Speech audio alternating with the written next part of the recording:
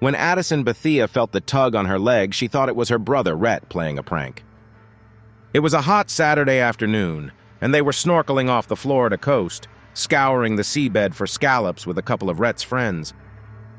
The shallow waters were familiar territory for the Betheas, born and raised in the state, but this was a novel experience for one of Rhett's friends. They were making jokes about sharks just to scare him, Addison recalls. But none of them were prepared for what would happen next.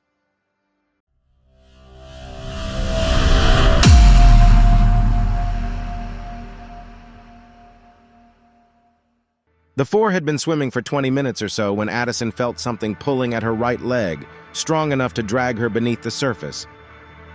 She and her brother had been passing the scallop bag back and forth all afternoon as they swam near Rhett's new boat, jostling each other as they went. But when she surfaced, she saw that Rhett was in front of her. A shark appeared out of nowhere at Addison's side and bit her right calf. She screamed for her brother, but just as Rhett turned to look, the shark latched onto Addison again, this time her right thigh, pulling her under. For a second, Rhett was perplexed. Where had she gone? Suddenly, she came back up. That's when Rhett saw everything happening all at once. The shark's tail thrashing, the blood. It was a lot. It may have been the shock, but Addison says she didn't see the shark once during the attack. Instead, I remember feeling everything, she said. There was the shark's sandpaper-like skin, familiar from an educational encounter at an aquarium, and the vague, horrifying suggestion of its size. Addison's whole arm couldn't even wrap around its body, that's how big the shark was. Rhett later estimated the shark's length as 10 feet 3 meters at least, most likely a bull or tiger shark. Both are among a handful of species that pose a known threat to humans and are common in Florida. But even as Addison registered the predator's razor-sharp teeth sinking into her thigh, she felt no pain. Instead, she was confused. The attack felt as if it was happening in slow motion or in a dream. When you try to scream and nothing comes out, that's what I felt like. So I belted as loud as I could so someone heard and I didn't just die in the water, she said.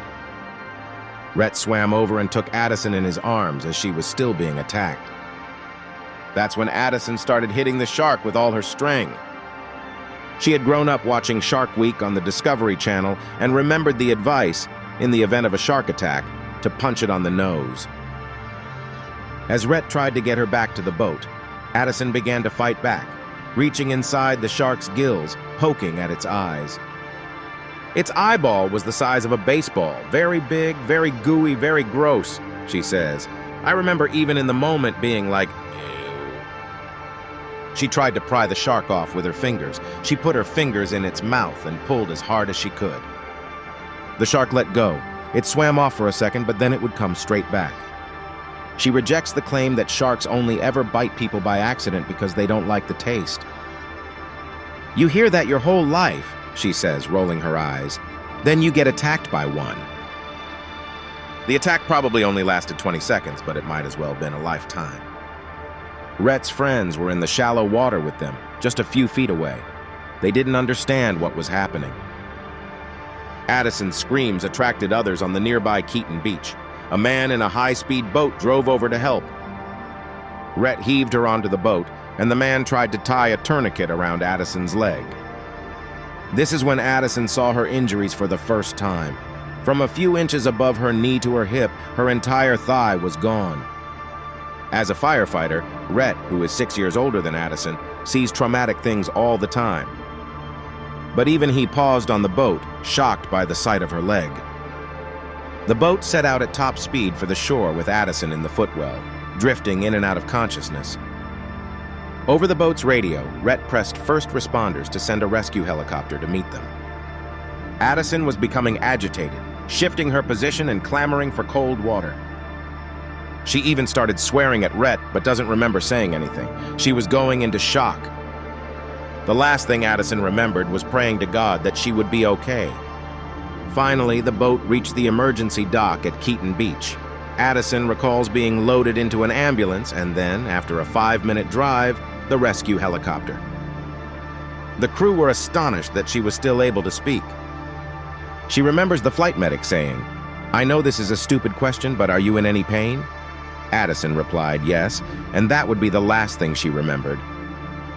The wind was with the helicopter, hastening the 15-minute flight to Tallahassee Hospital, which meant Addison arrived at A&E just in time to catch a surgeon with the expertise to save enough of her leg to establish blood flow and stabilize the kneecap.